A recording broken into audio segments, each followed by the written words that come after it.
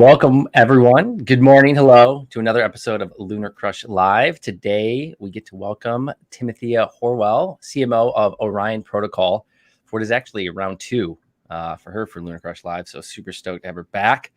Awesome sentence here. Orion's Protocol's terminal seamlessly aggregates bottomless liquidity for major exchanges, centralized and decentralized, providing rich trading tools in one easy-to-use platform powered by ORN. We're going to learn a lot more about that today, along with some other things that they are launching. If you are watching on YouTube, if you could be so kind to hit that subscribe button and make sure you get notified when we have some future live streams. And on Wednesday, we'll be interviewing the team from FIRE. It's 5IRE, a sustainability-driven blockchain project launching here pretty soon. And finally, as always, our disclaimer, we do not take payment for our live stream. We invite fun people who have dedicated their careers and lives to the crypto and Web3 space. And also, Mr. John, how are you doing this morning? I'm good. I want to add one other thing to that. I think, after this week, probably sometimes towards the latter part of next week, we're going to do LunarCrush Live with LunarCrush. Oh, and we're going to talk all things LunarCrush, what's coming, what to look forward to, and there is a lot to talk about. So I'm super excited about that. Cool. Awesome. Well, that'll be exciting. And without further ado, good morning, good evening, good afternoon. Good morning. Yeah. How are you? Welcome. I'm good. A little bit tired. We've been up since about 2 prepping for Orion Bridge launch this morning, but it went all pretty smoothly. So really happy, albeit tired. So well, congrats on that. Yeah, I was already in there starting to mess around with a little bit and checking it out. It looks really good. Nice. So before we get going, we always like to start with where are you in the world and what's it like there today? I'm in Miami, Florida. As you can see, it's quite sunny, but as I always say, I literally don't go outside. So just get to enjoy it from the window. Wasn't it going to snow down there, or it was getting close to it? It was high 30s or something. What? Well, so I don't know Fahrenheit, but in Celsius, it got down to 4 degrees, which I'm assuming is 39 or something. Yeah. I mean, you see everyone here with puffer jackets on and scarves. I'm walking around in shorts because I'm still, for me, it's still pretty warm. So, I saw an Do people in Miami even own jackets? Yeah, they love it. They start selling winter clothes in August, September, and everyone, everyone pretends it's cold. So, I saw a really funny TikTok post it was a guy talking about tourists, and then he zooms in on a guy in the ocean still with his shirt off. Mm-hmm. And then it was recently moved New Yorkers, and then it was just people kind of out of their element. And then it was zoomed up on someone local, and it was a guy on the beach with a full hat, full parka jacket on, and just I was that explains Miami in a nutshell right now. Well, except missing the crypto bros walking around in Gucci tracksuits and stuff now, which I've seen a few of. So. Oh yeah, can't wait to get back down and see it. I love it down there. So yeah, you came on the show. Looks like it was April last year. Yeah, almost a year ago. Which feels in crypto time is an eternity. Yeah.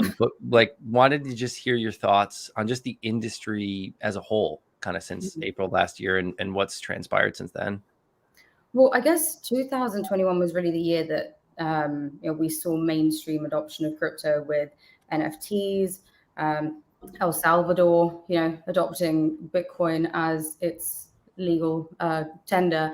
But I think also 2021 was the year we saw astronomically high gas fees, and there are so many projects in the space trying to work towards addressing this. But I think, it is, we were talking, the other day about ETH 2.0, now called the consensus layer, and when that's actually happening and what the impact will actually be. But I suppose so many projects are in the meantime having to resort to working out ways to eliminate that high gas fee, themselves. So that's something, a bit of a self-serving answer there, but because that's something that we are working to address with Orion Bridge.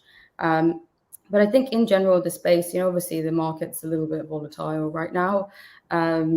But I think, there's so much to come. And I think if anything, this volatility in these down days makes people really reconsider what they're actually investing in. And I think we'll see a return to fundamentals ultimately, because those are the projects that will make it through a bear market, in my opinion. And what would you, and it's awesome that you say that, because it's almost like a very similar answer as like you would hear someone talk about on CNBC, but they're talking about like the return to fundamentals. Like, hey, we're going to invest in like railroads, we're going to invest in infrastructure and logistics. Like, what is fundamentals in cryptocurrency or Web3? I guess it varies dependent on the project, but I think it's about having utility rather than just a speculative token that price go up, big green candle. Actually they're solving real world problems. Ton of projects that I'm big fans of, like Alliance Block and Coty. They're actually identifying issues in the space and creating the infrastructure to bridge that gap between traditional finance and crypto. Yeah, no, for sure. It's interesting because it has been so speculative over the last couple of years, and people launch these projects with a promise of the future, which is kind of, I think, similar to a lot of like traditional startups of what they do. Like, you're selling your vision and people invest in a team and there's no product yet. But when it's so public and there's, it's like a public road. What is a public roadmap, right? Because it's like, if Chainlink is competing against someone like an API 3, are you going to let them know every single thing that's going on, or what's happening there? So it's this kind of like balance in between that, and which is kind of leads me into what you guys are working on. And we talked about interoperability and how important that is. And I saw that the tagline was a bridge to end all bridges. Bold, really going for it. Yeah, quite the statement. So why is that so? And maybe you can just kind of work in like, what is Orion Protocol before that, and then kind of talk about the bridge. Yeah, no, of course. So for those unfamiliar, Orion Protocol, we are building a single point of access to the crypto market.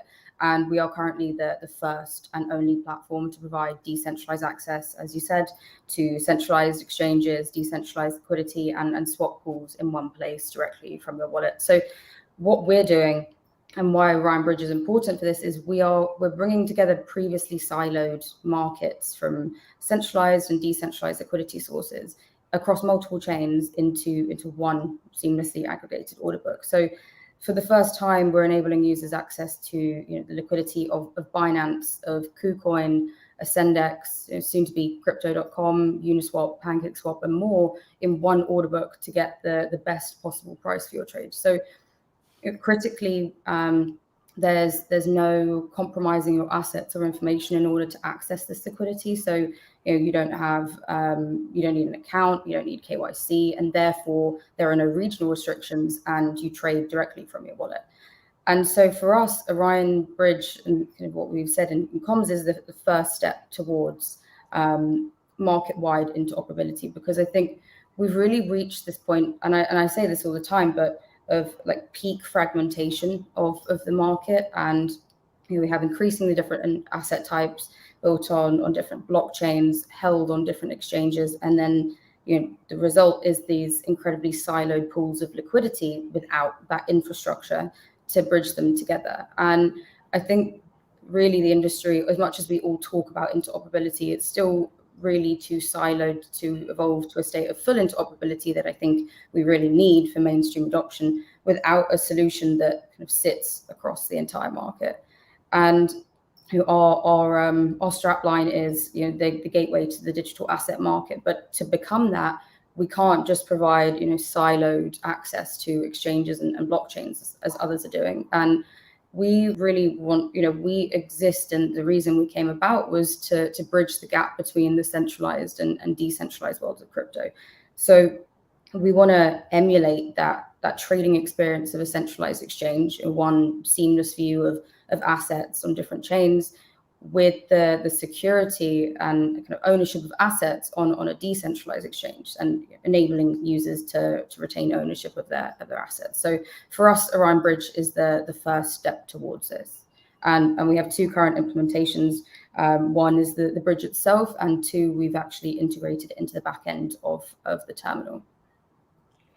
Yeah, so maybe clarify that a little bit with the building. Is it that just like an atomic swap, or like so it's like you're just swapping on the exchange, but you're swapping potentially from like, Tether on Binance Smart Chain to Tether on Ethereum, but as like a trade.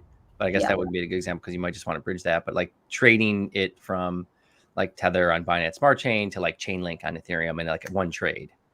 Yeah, and it's they are native layer 1 assets. And I think that the critical part of atomic swaps here is that in the last 2 weeks alone, we've seen multi-chain get exploited. We've seen Qubit get exploited, and I think $84 million in total.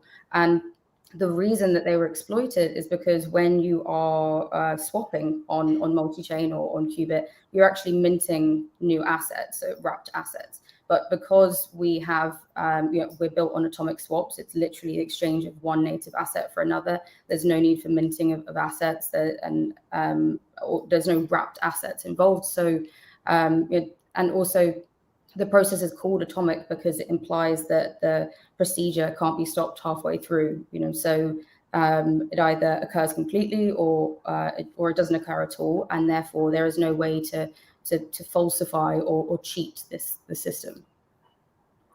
Can we get maybe a little more definition on what atomic swaps are to maybe our audience that it might be a new term to some of them? Yeah, so I think atomic swaps, like, people have probably heard them being spoken about, but very few people have actually implemented them. They are automatic exchange contracts that essentially allow two parties to trade tokens from two different chains.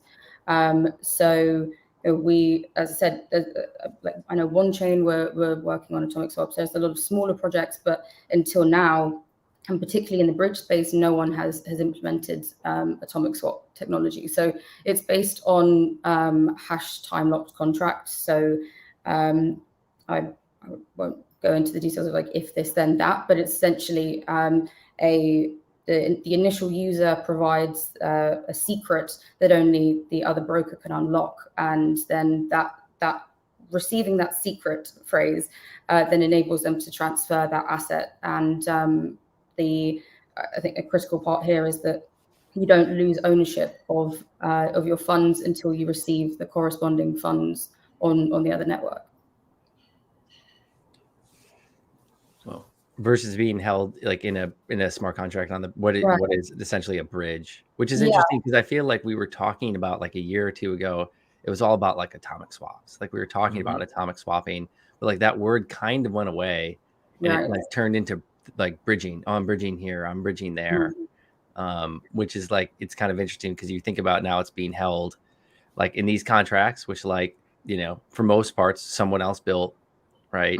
Depending on the project out there. But I think it's like you're saying, the bigger problem is like this, it's, a bifurcation of all these different chains. And it's like, it is kind of a pain in the butt to like, utilize. It's like, how do you, you want to be on all these different chains and you want to get access to those audiences that are there, but like creating utility on each individual chain is another problem, right? Because it's like, do you have staking on just one chain? So now the other chain's like, what is actually the purpose of being over there? It's like, well, that's like, there's different utility in different places. And so I think you guys this is going to help solve some of that.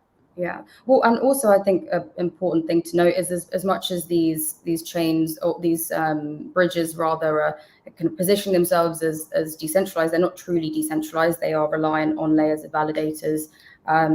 So they're vulnerable to 51% attacks. And because we are not just an atomic swap bridge, we're a peer-to-peer atomic swap bridge. There is only one counterparty involved. There's the user and the broker with whom you're switching, exchanging assets. So the transactions are recorded on every peer's network. So it's computationally impractical to be able to kind of overwrite or falsify ledgers in this instance. So I think a huge benefit of peer-to-peer networks, as well as the fact that they just become infinitely scalable based on more people using them. So we've released V1 with just Ethereum and Binance Smart Chain and a handful of assets, but we will be adding more assets weekly. But I'm personally really excited about V2 because we're going to be adding in our public broker network. So this means that anyone with sufficient liquidity can provide access to any asset on any chain. And so I think that's really where things get interesting, because that will take us to the point of being able, to provide people access to any asset on any chain, on any exchange, which is really our end goal.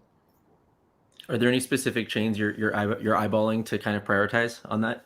Yeah, so our next chain, which we should be releasing pretty soon, is Phantom. Obviously, Phantom have been, killing it lately, but also really low cost, high speed, fantastic team. I think they're now third in TVL, or constantly kind of fighting for that.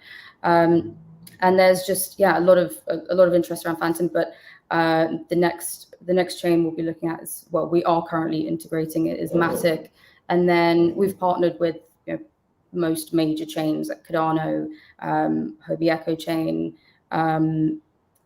Avalanche. So over the Elrond. So over the course of the next year, we will be bringing all those chains on. But yeah, Phantom is our kind of priority right now.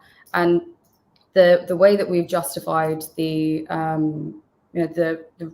how we decide what chain we integrate next is based on the volume that they can bring to our terminal. So with Phantom, we actually have a B2B solution partnership for our wallet swap SDK. So we're going to be integrating Orion. Oh dear, that's really annoying. Sorry about that. All good. So we're going to be integrating Orion Liquidity into Phantom's F wallet. So for us, I think this is really key, because obviously we want to bring more users to the terminal itself and more volume to the terminal itself. But by providing access to our liquidity in a successful wallet used by millions of users, that enables millions of people access to Orion liquidity. So it's kind of like an extension of our offering there, and being able to indirectly grow Orion's liquidity and volume. Before we get into the kind of because I want to go into that kind of broker network and how you guys kind of source liquidity, just one more thing on the bridge and that's on the swapping. So it's like if I'm a project and I'm on just Ethereum and I want to bridge over to Binance Smart Chain, or I want to have access to that with a bridge, normally those tokens are sent across a bridge. Then it's like the Ethereum is now locked up in that smart contract, right? And then now we're minting new tokens on the other side. Mm-hmm. So what you're saying is that with the swap here, essentially there is no you're burning those tokens on one side in effect on the Ethereum side, and now they're populated on the other side. And when that swap is being done, I'm just wondering a little bit about circulating supply and total supply, mm-hmm. and kind of keeping track of that. So we're not burning them. That's what. Sorry, excuse me. I just choked my water there. Everything's going wrong right now. So we are not burning them. I mean, that's what multi-chain do. They will mint assets any DAI and then burn on one side, and then but that's not what we're doing, because we tap into centralized exchanges. They have assets on various different chains, so we can just pull ERC20 ETH, for example, or ERC20 USDT, and then exchange it for someone's BEP20 USDT. So there's no burning. These are the native assets that we are exchanging using this broker network. Okay, so the project still has to create that contract on the other side, and whether it's minting on that side, or they're kind of creating some supply over there, and then once that's completed, then they can kind of access this liquidity. Well, yeah, so there's no creation of supply. The supply already exists. So we have our brokers have assets in their broker account. So our limitation is really only what the brokers have in their possession. But as I said, because our brokers are the likes of KuCoin, Ascendex, mm-hmm. Crypto.com, they have sufficient liquidity, so there's no need to create new assets. They're already holding them, and they're monetizing their idle assets. Got it. So I have a question, and it's more on the the KYC part of things and the user experience. And I keep thinking of every time I set up a new exchange, that entire cumbersome process, which is different depending on which exchange you're working with, of KYCing. Mm-hmm. And that process of hey, make sure you're holding up your ID and you're smiling at the same time, and upload the photo and all this stuff. And it's just, it's so interesting that, I can just connect a wallet on Orion and start using it. And, some of those exchanges that you mentioned, it's to actually sign up on those exchanges is cumbersome. It takes a lot of effort, even with their best effort, to try and make it as easy as possible. Yet I can trade on Orion without going through any of that. And I'm just curious your thoughts. I mean, where does this evolve to? I mean, technically, I'm trading with KuCoin or Binance on Orion without KYC. But over there, I have to go through all that. Where does this evolve to? Well, where this evolves to is actually our another solution that we have in the pipeline that we're ready to launch pretty soon, which is a white label DEX. So we're working with a number of major centralized exchanges to provide access to their centralized liquidity in their own DEX. So right now we're doing that on Orion Terminal, but we are creating branded DEXs branded by X exchange. I can't say who they are right now, but for them to rather than cannibalizing their existing offering or siloing their liquidity, and we've seen centralized exchanges try and create their own DEX, but there's a lot of work that goes into it, and as I said, like you end up just siloing and splitting your offering. What they can do via Orion is provide access to their existing centralized liquidity, but in a decentralized way. So we are rolling this out pretty soon. We're waiting on timeframes from the first major exchange, and then we will be kind of following that up and rolling it out with a number of other exchanges. So that's where I see that headed. So sounds super exciting. Wow. Good luck. Yeah. Thank you. It's always good luck in this space. A lot of moving parts. I mean, so normally with the DEX, you've got this like liquidity pool, you've got like an AMM. And so like, how are you guys kind of like showing that depth in the market when you're tied to kind of this like broker network? And so it's like, are they putting up? Yeah, it's actually not coming through a lot here. So you can hear us. Yeah. So how are you guys tying in that broker network to the actual like order books and like liquidity, and like, can someone come on and just place a massive order? So, cause it's like, I know, if Michael Saylor is going to go buy a ton of Bitcoin, right? Like he's MicroStrategy is going across like Coinbase and Kraken and Binance and I think it's like NYDIG and all of these that are out there, and they're just buying up some of the market. So is that kind of the point of this, is so that people can, from a decentralized way, also kind of tap into that same like deep liquidity?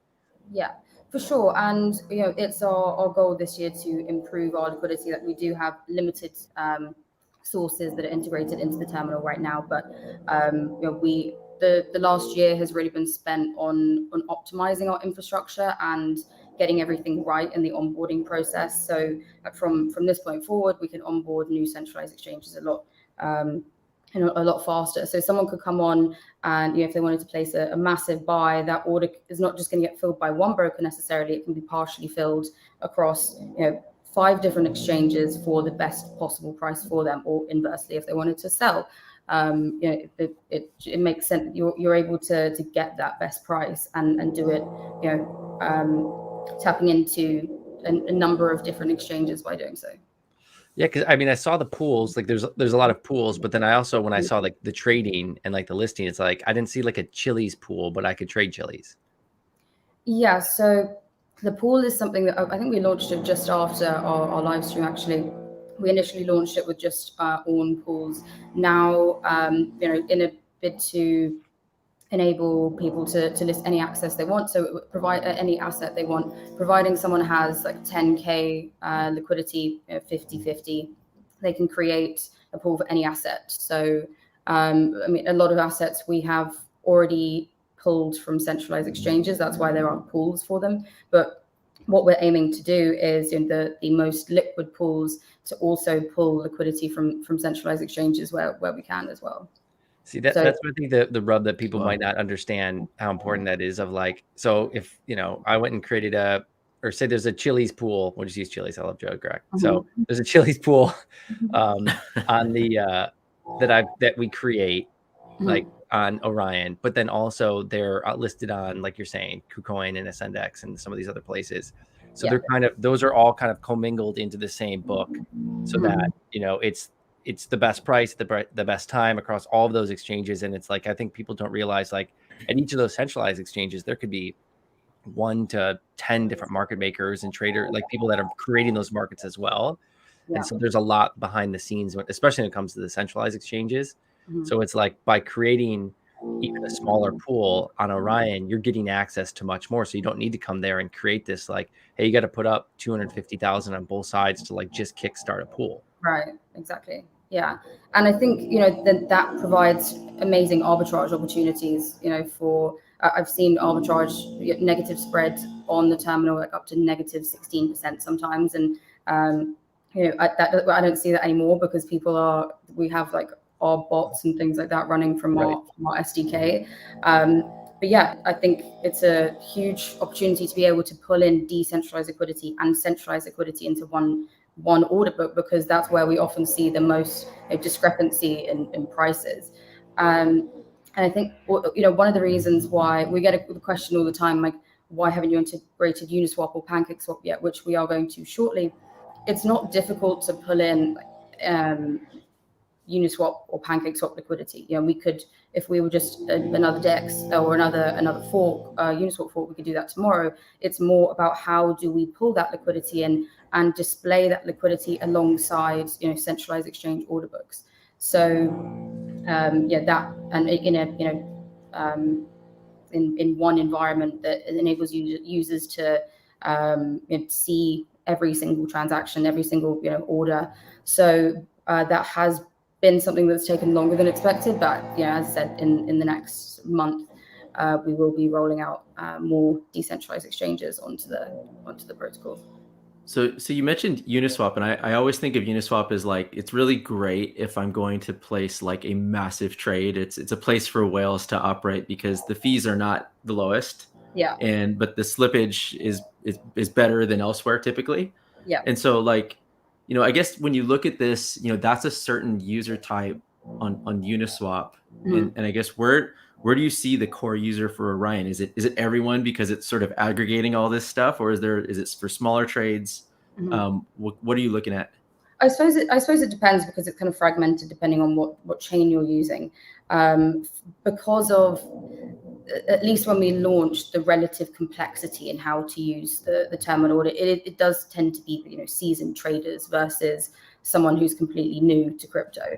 But we are doing what we can to optimize that UI. We've just last month introduced a fiat on ramp through MoonPay, depositless trading. So we're trying to make it as simple to use as possible, because removing that friction is the only way that we will achieve market-wide adoption and pull in people who don't necessarily understand how to use a DEX. Like, our goal is to replicate a centralized exchange user experience, but as I said, with the security of a decentralized exchange. So it's a great perspective to you improve the user experience, and that is what onboards a wider audience. Yeah, of course. Yeah. And I like that.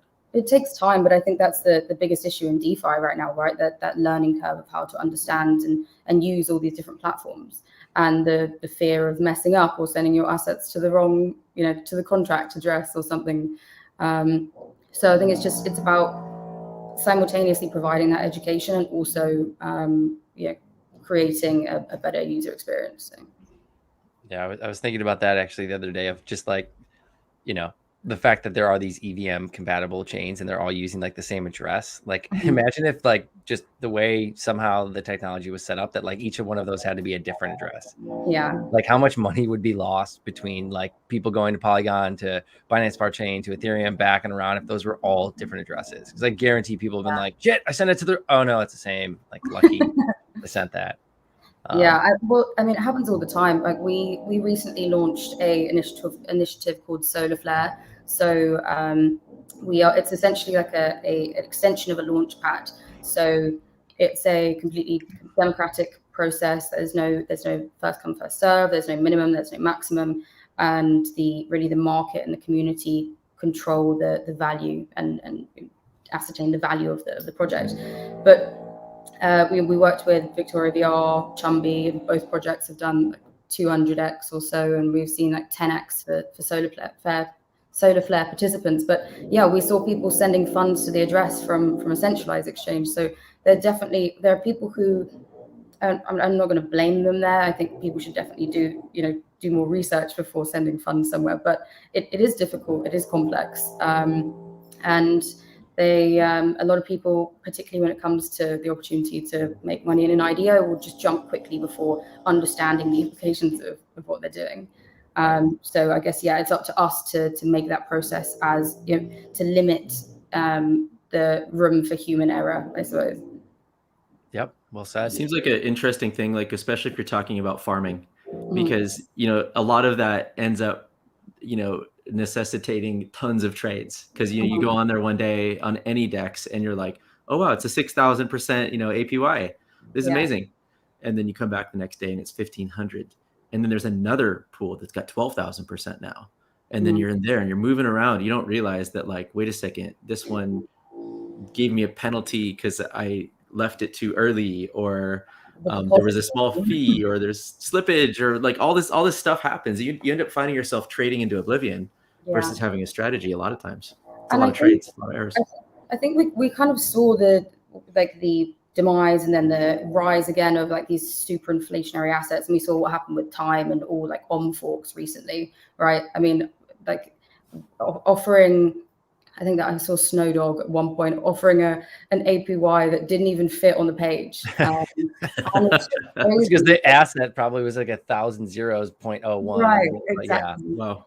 But we saw that drop. We saw focus on people like moving away from inflationary assets. But then I think after the success of Olympus, people jump back in. But now a lot of people have been hit by that recently. So I think again, maybe looking for APYs or APRs that aren't as appealing as they fit on the page still, but it's for not an inflationary asset, or it's a team or project with fundamentals versus just like Ponzi's. So yeah, I feel like that's like a real developer heavy like farm rotation. Like I feel like there's people that I know made a lot of money off of that, but it's like to the average like retail investor, and like this is obviously not financial advice, but like you're never going to catch up with those people ever, right? So it's like you might have like a little bit of fun, and I feel like it's a great place for people to actually go learn like how all this stuff works, is just go mess around all these DEXs, but it is difficult.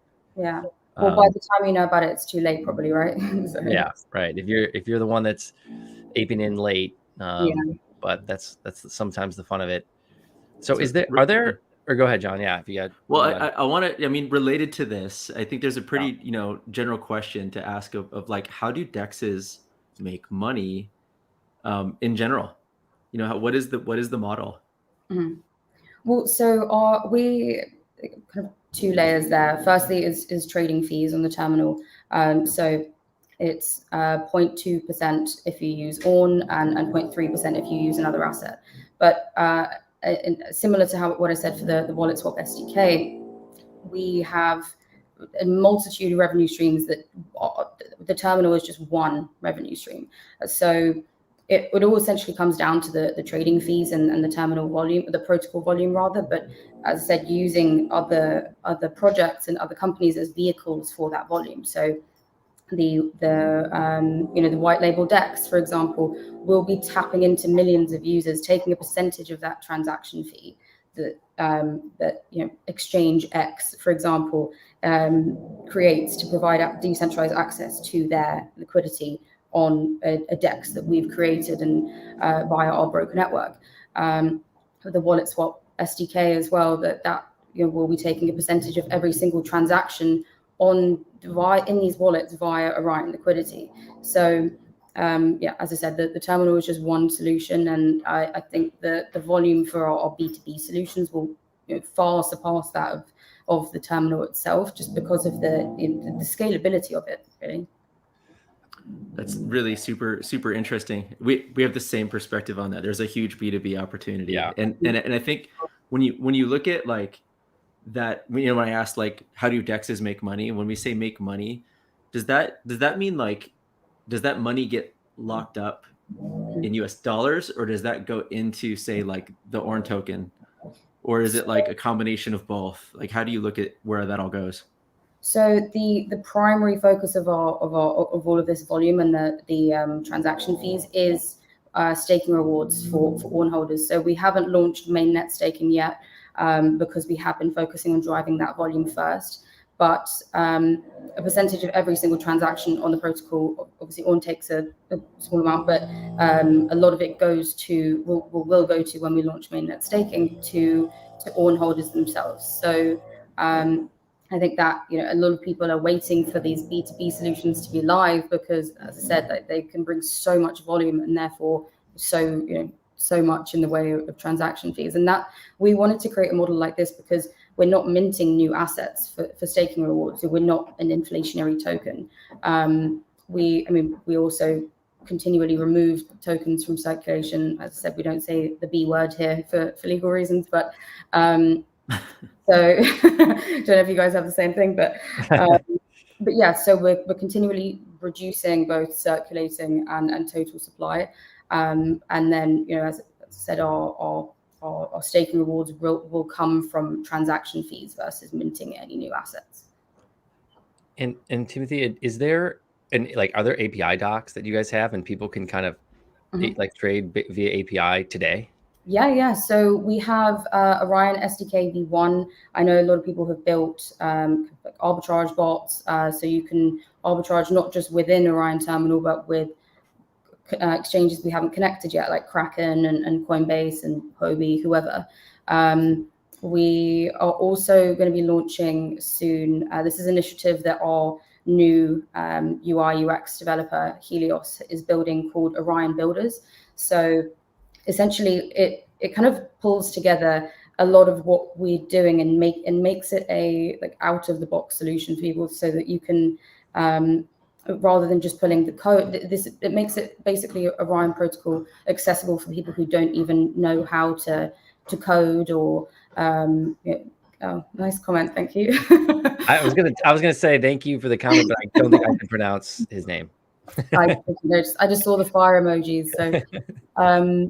So yeah, essentially it's bringing our goal is via our B2B solutions, via our SDK kit, is to have an open source Orion protocol so anyone can build on it. And yeah, what Helios is building is the tools so people can, like, you're not limited by coding ability or contacts, or you have to be at a big company and have certain partnerships. Like, anyone can build on Orion protocol. So I can definitely share the API with you guys and share it with the community. So yeah, that would be awesome, because I feel like there's like the centralized exchanges allow you to create API keys, because they want volume and they want market making and they want small spreads and they want depth on those markets, right? And it's one thing to have to connect up to all of these different exchanges, right? And it's like, hey, it's free and I have to create my own system in order to do that.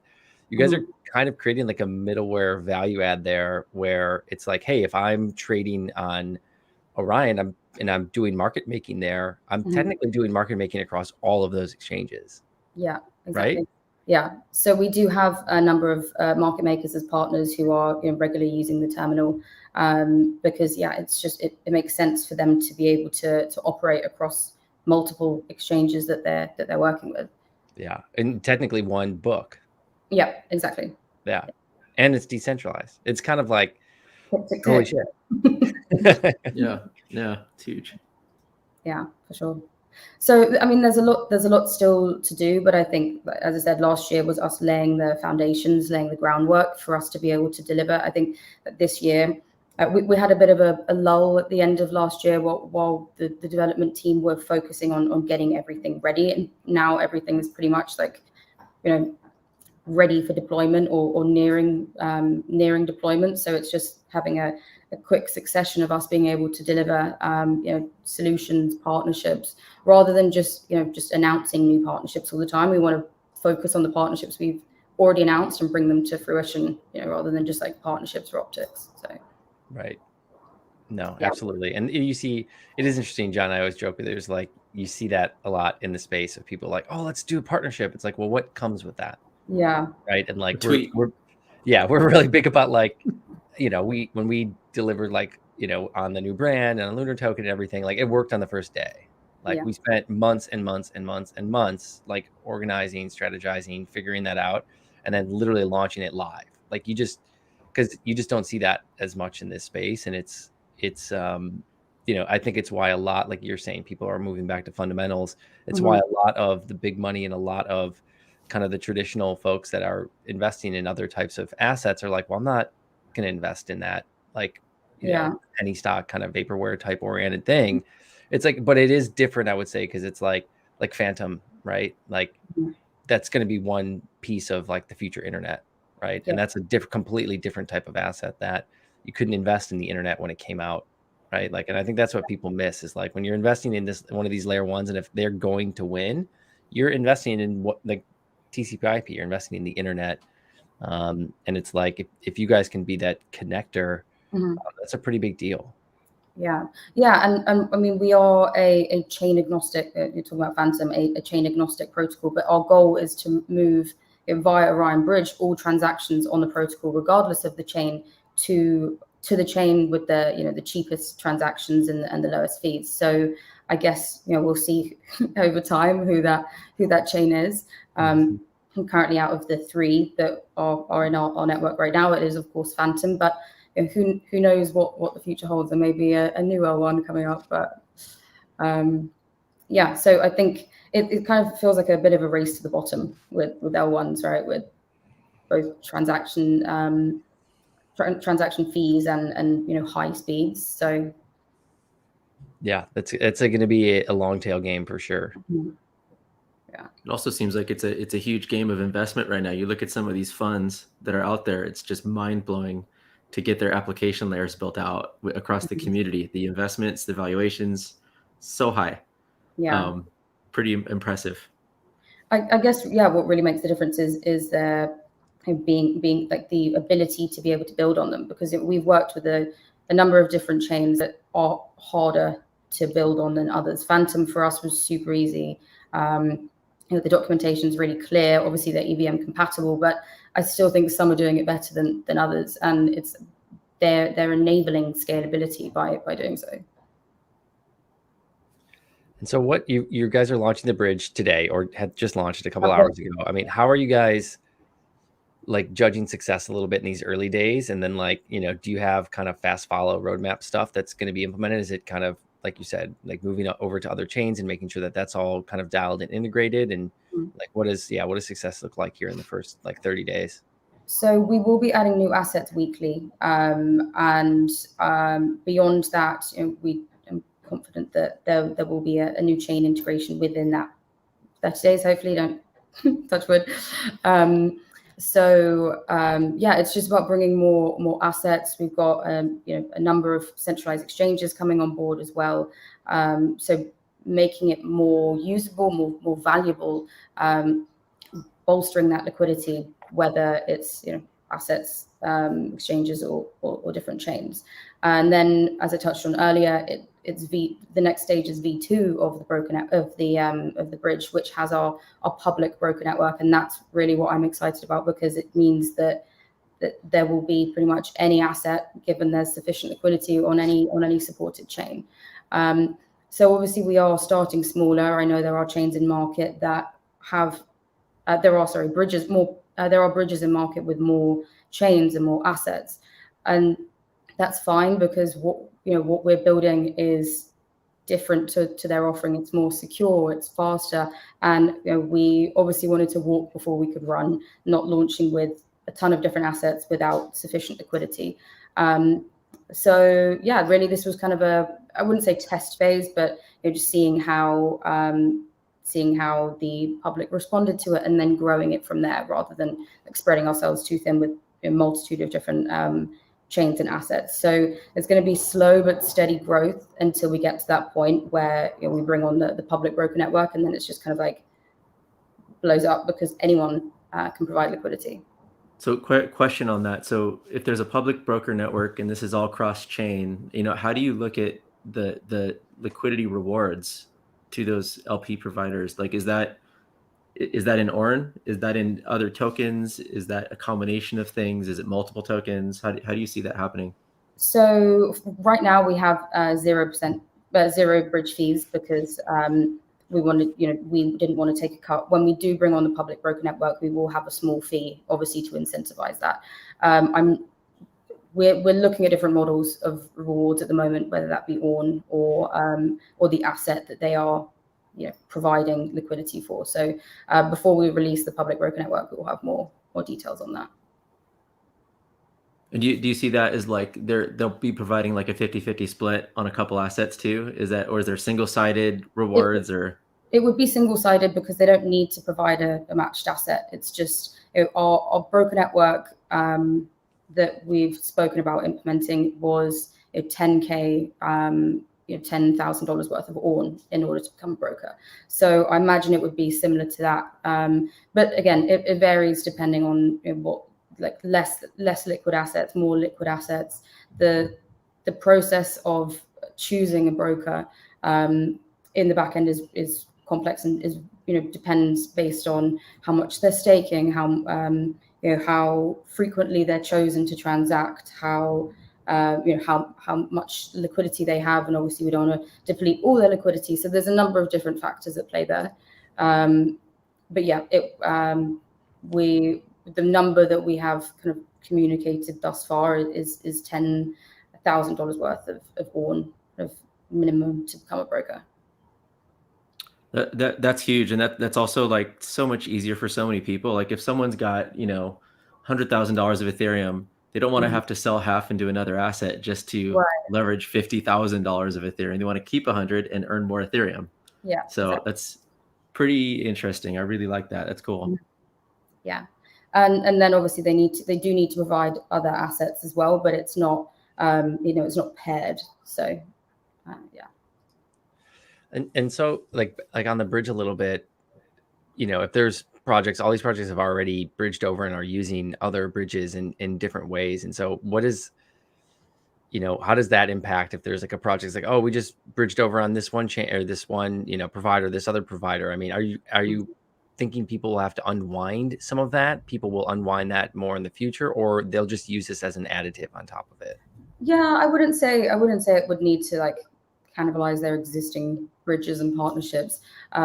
Ultimately, our goal is to prove ourselves as more valuable than other bridges because of the fact that it is immediate, that it's secure and it's truly decentralized. So over time, I'm sure we will end up capturing that market share anyway, providing that we grow fast enough to do so. So we are in talks with a number of different chains to beyond Phantom and Matic to become their sort of like their point of call for bridging their assets. So that becomes another revenue stream on top of that, and kind of creating a white label bridge essentially. But it doesn't mean that they aren't able to have their assets elsewhere.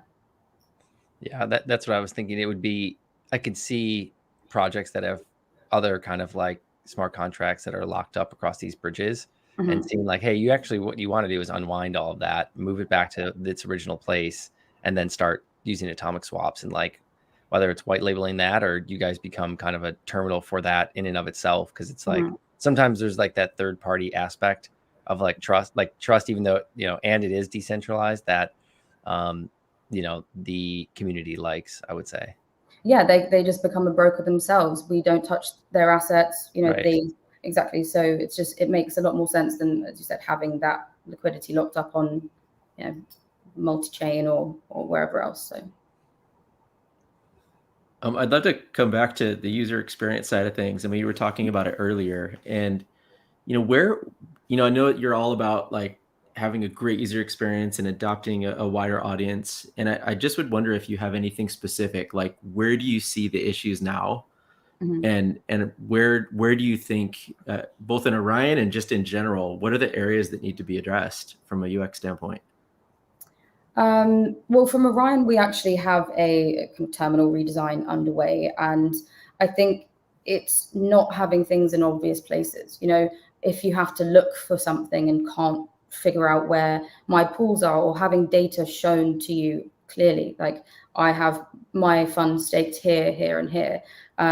I think it's that sort of like aggregation of data of your activity on the platform that's an area we need to improve to be able to show not just their, what's in their wallet, but their staked amount, how much they've earned, and for people to be able to make better, pooling, farming, investment decisions based off of that. And I guess that really for me would apply to across the market, is just having that simple way of understanding not just the data on the platform itself, but your own data and your activity.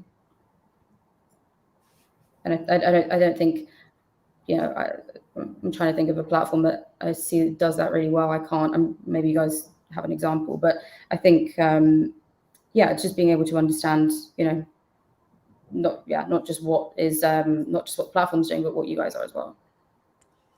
Yeah, for sure. And I feel like with these, it's like there's such a disparate, like the tools are all over the place for people, and it's, it's crazy because I always said like there's so many like accounting tools that need to be like built, right? Because it's like it's all public, it's there, it's readable, it's all the same kind of like, like hierarchy of data on like the like ether scans and the view blocks and like BSC scans and like polyscan, like these are all the same. So the data is structured the same, and it's like it should be so simple, like especially for projects that have like treasury management and things like that, to just like put an address in and like literally know everything you want to know about anything that you need to know, right? And it's like and I think that's going to be a paradigm shift when you think about like accounting in the future for like tokens that launch, like security tokens, like actual security tokens. Like I think we should see a lot more of that. It's still a better way to launch something. And if there were more tools that made it easy, it's like we would see a lot more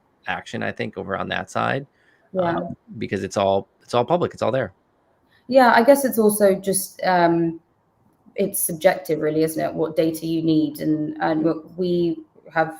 we created our terminal one way, and then someone came and built OrnScan, which pulled a load of different data that we weren't reporting, but there was demand for, like bull versus bear or highest transaction on the terminal today. So I guess, really ultimately it comes back to what we were saying about open source and people being able to use that data and to visualize and understand what's happening on the system via these SDKs and APIs.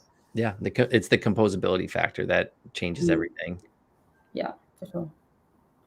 Awesome. Well, I know you got a very busy day, so I want to congratulate you on all the work and effort. And the site looks great, the app looks great. I'm really excited, for what's coming here in the future and the short-term future as well, with everything. So, John, I don't know if you got anything else, any other questions from the community on Twitter or anything? I mean, I want to know what Timothea does for fun. Like, what are things that people don't know about you? I know you said you don't go outside, but other than that, like, what do you do for fun? You're in Miami, one of the funnest places in the world. Oh, sorry, gotta go. I mean, oh God, I'm trying to think when I last went out. I like going out to music events, but even though there is COVID here, people don't really seem too bothered by that. So there is a lot going on in Miami for that when I actually do leave the house. So some live music. Live music, okay, that's a good one. And a walk. Just getting outside the house for a walk sometimes. That is just that's how sad my life is. That's like the good part of my day. Well, it sounds like you're so busy. I mean, what are some tactics that you use to stay sane in the middle of being so busy? It's hard. I think everything comes in waves, doesn't it? Although this wave seems to have lasted a long time. There are days where you can just take. I mean, I've started like turning notifications off at night so that I'm not, because otherwise it's like I'm up at 1, 2, 3 checking my phone and reading Telegram and stuff. So I guess it's just like setting little boundaries and barriers, and not everything needs to be responded to immediately, as much as we can sometimes think it does need to be. Just remembering the long-term goals, remembering, being proud of what we're building, and being excited for what's next really helps me through the difficult times and the stress. So it sounds like you got a lot of exciting things coming up. Very exciting. And so today, including just a remodel of the apartment there. Yeah, really sorry about that. It's all good, and I appreciate the sharing. It is something in the crypto space. I think we're all like, just hearing you talk about like Telegram. It's like I can't even tell you the quantity, and it's like it's unbelievable. But everyone is kind of still in that startup mode, and it's like speed is everything. And it's like when you get this many people in a budding industry that are all trying to work at that breakneck speed, It's kind of like, oh, we have this partnership thing. We're going to knock this thing out in 5 days, where it's like that would normally take like a couple of months, you know. Yeah. Basically, like, hey, we got to like talk about like how we're going to brand this, what's going to go on with this, how we're going to get it out to the world, like what's the marketing calendar look like, and like which resources are allocated towards it, versus like it turns into just like, hey, we're partnering, Slack message, like we're now building this thing, and it's just the market is just moving at that speed, and I slightly looking forward to it potentially slowing down a little bit just based on where it's at, but I don't know, it's going to take some time. Well, as much as it's a strange thing to say, it's like when the market's down, it's actually a little bit more peaceful. There's more time to build. There's not this just like push, we've got to go, we've got to chase that price pump, you know. Like when the market is suffering a little bit, I do feel like we have more time to catch up and focus on building for building's sake, not building or not releasing announcements, because you'll see people being like, the market's green, time to announce something. Well, it's like, well, you know, that's not how it works. But with red days, as much as, you know, they hurt, it gives you, I feel like, a little bit more time to focus on what's important rather than just like price action. Yeah, no, 100%. You're exactly right. And it's this building time, and it's almost like, you know, I don't know how long you've been in the industry, but it's like the other day I was like, oh, I know it feels like a slight bear market. Someone's like, yeah, we're just smack dab in the middle of like a ridiculous bear market right now. But it doesn't feel like that if you've been in the space for so long. You know, at some point you're just going, and maybe because it's like you've just seen this happen so many times, but it doesn't even feel like a bear market. It's like you can't even like trust your instincts on when the bottom's going to hit, because it's like it doesn't even matter. Yeah, well, it's like that the meme with James Franco, and he's got a noose around his neck, and he looks to the side, and he's like, "First time." I feel like that's what it's like right now. Oh, I love it. Yeah. Awesome. Well, Timothea, congrats. Congrats on everything with Orion and the launch of the bridge. And I'm sure we'll be chatting here very soon. But thank you so much. Thank you guys, everyone in the audience, for listening to us. Check them out. What is it? OrionProtocol.io. Yes, and to access the bridge, it's trade.orionprotocol.io. Trade.orionprotocol.io. Yeah. Thank you very much. And John, my man, as always, it's a pleasure. Bye, Thanks for joining us.